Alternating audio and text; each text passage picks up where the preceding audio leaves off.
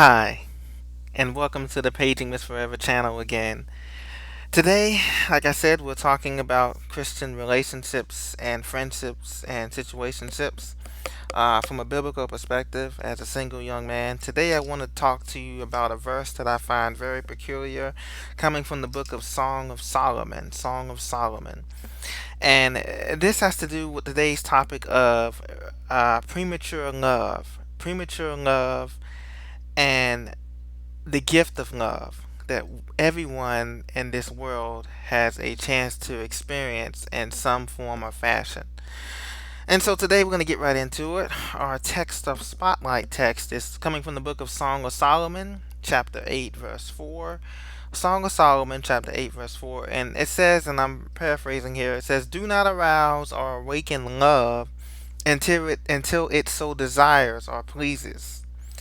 Do not arouse or awaken love until it so desires or pleases." Okay, that's Song of Solomon 8:4 in the Bible. Okay, how many people today in this world have experienced what I call premature love? You know, love is a gift. It is a gift and a privilege to have experienced, to have and to hold, to cherish between two people, two lovers, two friends, two family members, etc. But in the world and in the media that we live in today, in this postmodern 21st century gray world where things is not always black and white, but there's a lot of gray matter in between. The world, through its movies and Hollywood, they sell us on sex and the benefits of sex before it's time, without the hassle of a relationship, stress of a marriage, or actually bonding with the individual that you're getting acquainted with physically.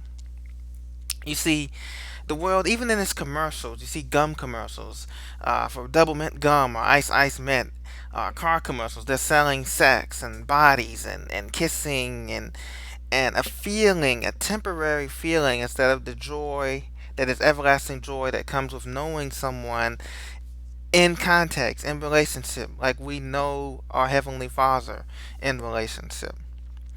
Uh, and this is what they're selling, the premature idea of love, a love that is selfish in nature because it's a love that desires, well, I'm going to get mine first. I'm going to open my gift first. I'm going to get what's best for me first. And then I worry about if I'm pleasing you or if I'm serving you, my spouse or my partner or my potential partner later. And my friends, this is the wrong way to look at it. Even MGTOW, men going their own way. They said the same principle applies there. They want to get theirs. I'm gonna get mine. I'm just gonna go my own way, and then you women fit into my plan or my context. See, it does not work that way. It's because selfishness, even though, now I don't know if this is just in the Western world or Americanized world, but selfishness and individualism sells in our culture. Nobody likes to be number two. We all want to be number one in what we do, our profession, our craft, our sport, whatever we do. In the Western world, that has been the mantra, the modus operandi, if you will. But we see that when we look at Jesus' life, when we look at his relationships with others and other people, when we look at the relationships of people that have been married in the Bible, such as Rachel and Joseph, and Moses and Zipporah, okay? We see a selflessness and a servant attitude in respect to relation because they realize that this gift of love that God, they realize that the gift of love that God has given them does not come from themselves to benefit themselves, but to benefit their spouse or their loved one, and to benefit in a larger sense the community. Okay, your family and your community when two people come together. Okay. So, as Christian men and women, we must ask ourselves: are we giving our best and our in service as a gift to our potential partner or to a spouse? Okay, that's the first question we must ask in terms of being a selfless gift giver. Okay. Another question we must ask is: are we awakening the feelings of love and servitude too soon in the relationship? Okay, because like I said, Premature love and these feelings, they must not only be judged by feelings, but feelings must be balanced by principle. If you decide to open up the Pandora's box of feelings of sex and everything that comes with that before it's time, then it's like giving a child a gift before Christmas, or they already know what it is, even though it's got wrapping paper on it and it's presented with a pretty bow. The child already knows what it is beforehand, and they've already experienced and played with it, and it's just not the same feeling on that special day. Okay. And this is regardless if you believe in Santa Claus or Christmas or not. I don't, but I'm saying that, it's just not the same feeling. You know how it is. Even when you receive something, a special gift from someone, a friend, a loved one, a cohort, a chum, a mate, when you receive it, you're not expecting it. It's that unexpected gift, that feeling of anticipation that you just can't buy. That you're waiting in expectation. You know what's coming. You know that there's some love brewing on the surface, but you just can't quite put your finger on it. Well, it's the same way in relationships, one with another. So, my friends, remember, if you are seeking true love, true Christian love, it must be based on principle and not feeling.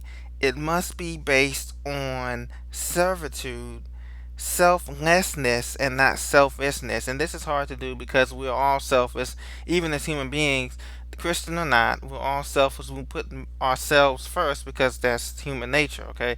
But that person, the potential spouse, your woman, your man, that person should eventually at least try to figure say, well, hey, what do you think about this? How can I serve you better? How can I make your life easier? Okay, in this world. Uh, and that can be done through a number of ways: physically, spiritually, emotionally, mentally. Okay. So, if I advise you today, I advise you also to check out Song of Solomon. It's a great book, a great resource for lovers, Christian lovers, and those who are not Christian, may not be Christian at all. It's a great resource for ways to build up and edify your spouse in love. Okay. And so that's my message for today. Okay. Song of Solomon advises us and wisdom to do not awaken or arouse love until it so desires or please. There's a time for everything. There's a time to serve, a time to love, a time to grow, a time to share.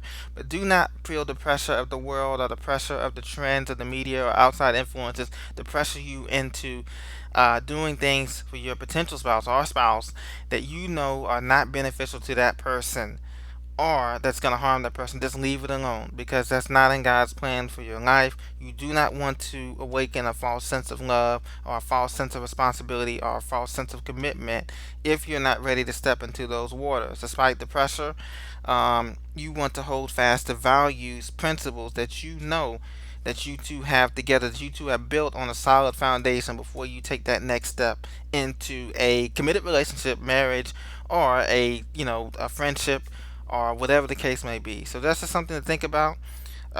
Premature love is dangerous. Premature love leaves a lot to be desired, and it ultimately could end in just heartbreak, and you have to move on to someone else. So we're trying to avoid that. We're being preemptive here as Christian men and women, as followers of the Word, and excuse me, we're trying to not awaken that until it's time. It's coming. It's coming. The gift is coming. The gift of love is coming to each and every one of you, and I want you to be prepared. But in doing so, we have to remember that this is a man or woman, that whoever the man or woman that we're seeking in a relationship to be in a relationship with, that they have feelings, they have needs, they have feelings, they have wants, and we must take that into consideration before we decide to awaken that passion of love, because we don't want to be clouded by unnecessarily feelings that may not be grounded in a reality when we're seeing this person. So thank you very much for listening. It's PagingMrsForever signing out. I hope you gained something today and have a blessed day.